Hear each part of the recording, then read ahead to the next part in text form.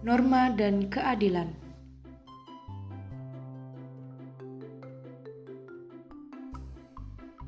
Satu, bahan ajar ini disajikan dalam bentuk materi, contoh kasus norma dan keadilan, dan bahan latihan diskusi siswa. 2. Simak dan ikuti setiap petunjuk dan perintah yang ada. 3. Kerjakan seluruh latihan soal untuk diskusi. 4. Tanyakan kepada guru apabila menemukan kesulitan dalam menggunakan bahan ajar ini. Kompetensi dasar 3.2 memahami norma-norma yang berlaku dalam kehidupan bermasyarakat untuk mewujudkan keadilan. Tujuan pembelajaran. 1. Siswa mampu memfokuskan terkait pentingnya norma dalam mewujudkan keadilan dalam kehidupan bermasyarakat. 2. Siswa mampu mengidentifikasi penyebab tidak terbentuknya norma dan keadilan dalam kehidupan bermasyarakat. 3. Siswa mampu dapat menemukan solusi mengatasi permasalahan norma dalam mewujudkan keadilan dalam kehidupan bermasyarakat. Kata konsep, kita akan mempelajari norma dan keadilan, dan ini terbagi menjadi 3 bagian. Yang pertama, norma dalam kehidupan bermasyarakat. Kedua, arti penting norma dalam mewujudkan keadilan. Dan terakhir, perilaku sesuai norma dalam kehidupan sehari-hari. Halo, selamat pagi. Bagaimana kabarnya? Semoga hari ini lebih baik dari hari kemarin. Apakah sudah siap belajar hari ini? Hari ini kita akan melanjutkan materi sebelumnya, yaitu norma dan keadilan. Apakah masih ingat apa itu norma dan keadilan? Norma adalah kaidah, aturan, atau adat kebiasaan dan atau hukum yang berlaku di masyarakat. Apa saja macam-macam norma yang berlaku di masyarakat? 1. Norma kesopanan, yaitu peraturan hidup yang bersumber dari pergaulan hidup manusia. Contohnya berkata sopan kepada orang tua. 2. Norma kesusilaan, yaitu peraturan hidup yang bersumber dari suara hati nurani manusia. Contohnya tidak mengambil dompet atau barang milik orang lain. 3. Norma agama, yaitu peraturan hidup yang bersumber dari wahyu Tuhan.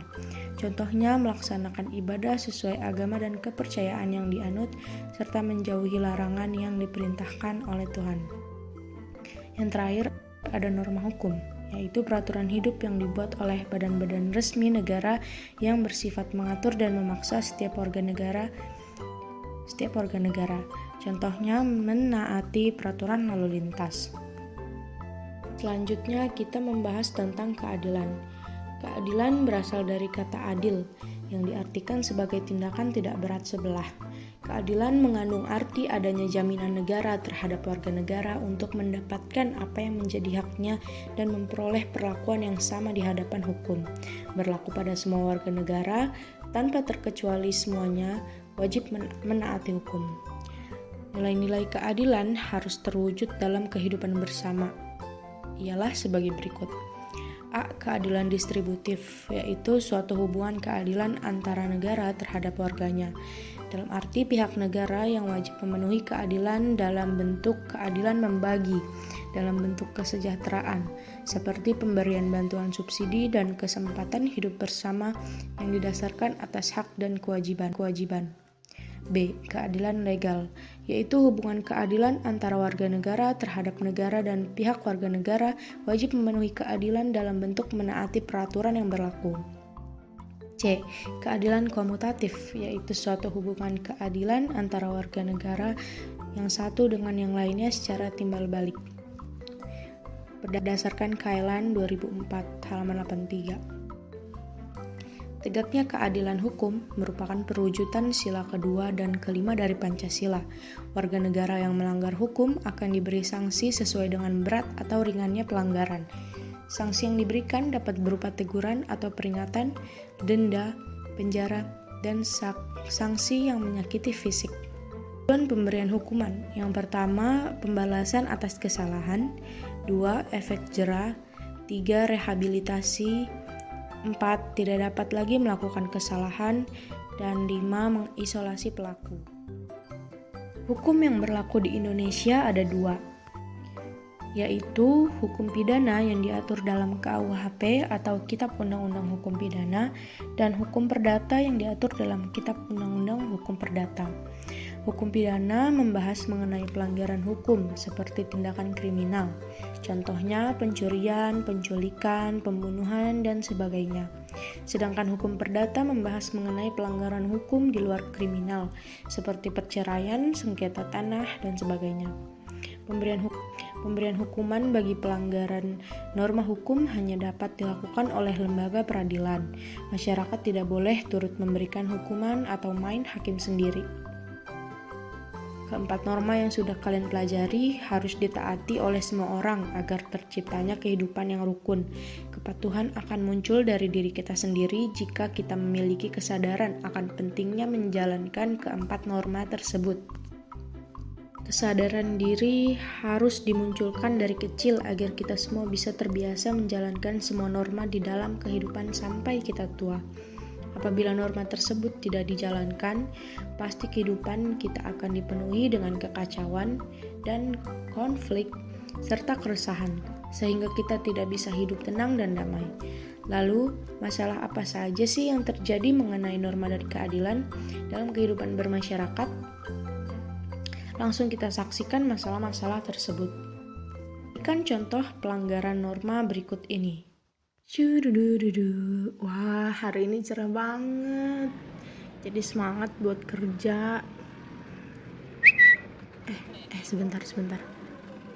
Ada apa nih bunyi-bunyi? Mari kita lihat. Wah, ternyata ada SMS. Sebentar.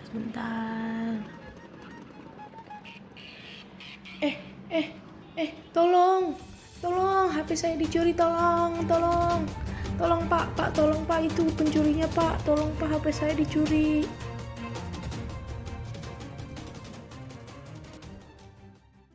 Setelah kita saksikan materi dan masalah yang terjadi mengenai norma dan keadilan dalam kehidupan bermasyarakat, mari kita berdiskusi. Silahkan kalian membentuk kelompok masing-masing terdiri dari 4-5 orang. Silahkan kalian diskusikan tugas yang ibu berikan, kerjakan dalam kelompok, dan kalian presentasikan hasil diskusi kalian itu. Untuk mempermudah diskusi kalian, kalian harus mengamati video tersebut. Lalu tanyakan pada ibu apabila kalian kurang memahami penugasan kelompok dan materinya ya. Gimana hasil diskusinya anak-anak? Apakah sudah selesai? Baik, kelompok mana yang ingin tampil pertama kali? Baik, silahkan maju ke depan. Saat ini kelompok pertama akan mempresentasikan hasil diskusi kelompoknya. Harapan ibu, kalian dapat mengamati dan memperhatikan dengan baik apa yang mereka jelaskan. Untuk kelompok pertama, ibu berikan waktunya. Silahkan dijelaskan. Untuk presentasinya, kita berikan tepuk tangan. Jika ada yang ingin bertanya, menanggapi atau menambahkan, maka ibu berikan kesempatan. Silahkan acungkan tangan.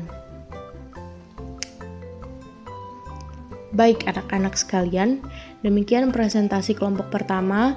Ibu ucapkan terima kasih dan kita berikan tepuk tangan. Hari ini sudah belajar tentang norma dan keadilan. Sebelum mengakhiri pembelajaran, siapa yang ingin menyimpulkan pembelajaran kali ini?